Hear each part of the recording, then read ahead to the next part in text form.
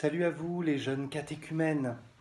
Je suis le Père Mathieu et avec l'équipe diocésaine, j'ai reçu la mission de notre évêque de veiller sur ceux qui, comme vous, les jeunes, avaient choisi de préparer le baptême ou la toute première communion.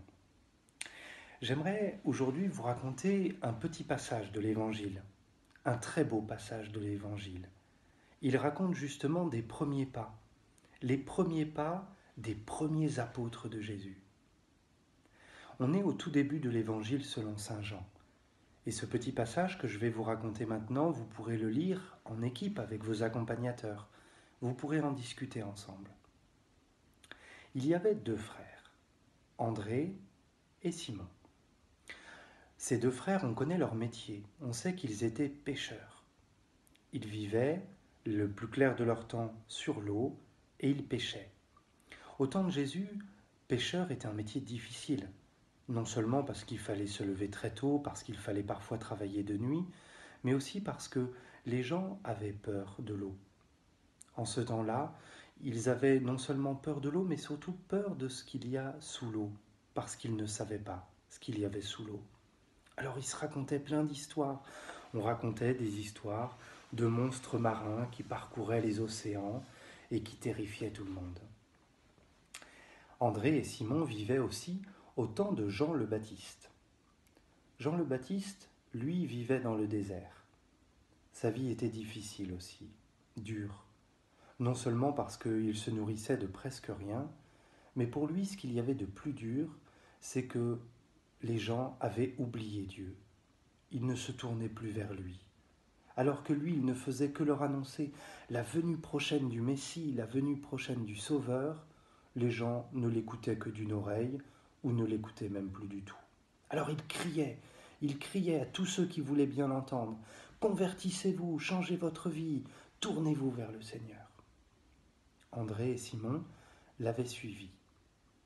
Seulement un jour, voilà, tout a changé. Tout a changé parce que Jésus est passé par là. Jean le Baptiste, alors qu'il était avec Simon et André, leur a montré Jésus qui passait par là. Et il leur a dit une chose magnifique. Il leur a dit « Voici l'agneau de Dieu. »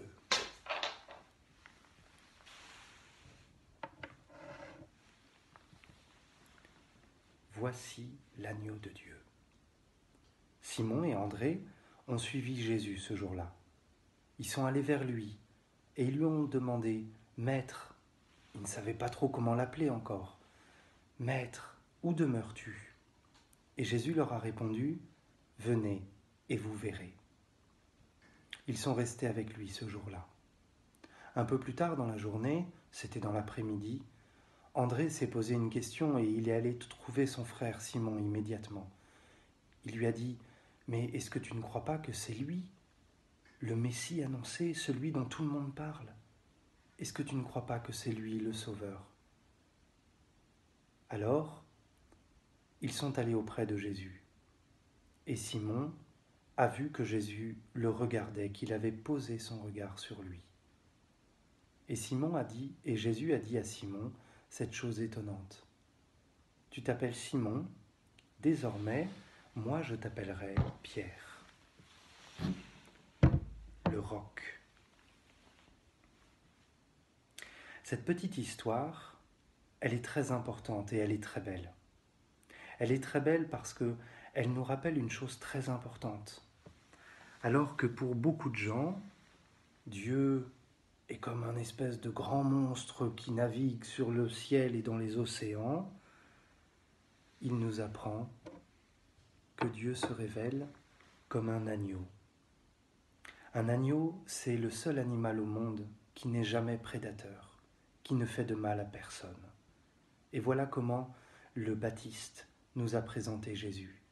Il nous a présenté le Seigneur comme un Dieu qui nous veut que du bien et qui nous ne fera jamais de mal.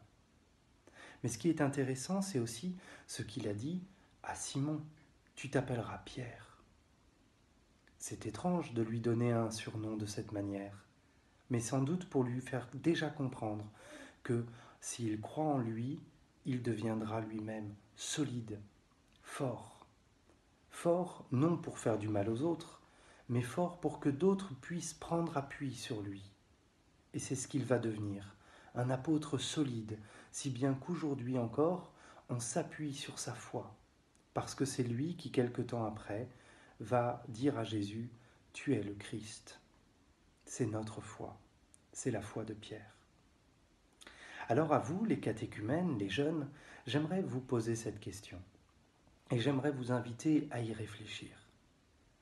Alors que Simon et André, Simon-Pierre et André, ont reçu de Jean le Baptiste cette très belle révélation, je crois que vous pouvez vous interroger. Qui a été sur votre chemin? Qui le Seigneur a mis sur votre chemin pour vous mener vers lui?